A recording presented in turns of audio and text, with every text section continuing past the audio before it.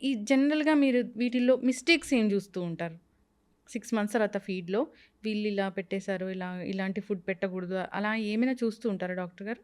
అవును. ఇప్పుడు ఫీడింగ్ వచ్చేసరికి హ్మ్. బయట కొన్న పాలు ఇస్తారు కొన్ని ఫ్యామిలీస్‌లో. సో, అది డెఫినిట్‌గా ఇవ్వద్దు. హ్మ్. తల్లిపాలు లేకపోతే హ్మ్. ఫార్ములా ఫీడింగ్ ఇవ్వాలి హ్మ్. గానీ, బయట మిల్క్ ఫస్ట్ 1 ఇయర్ ఇవ్వద్దు. హ్మ్.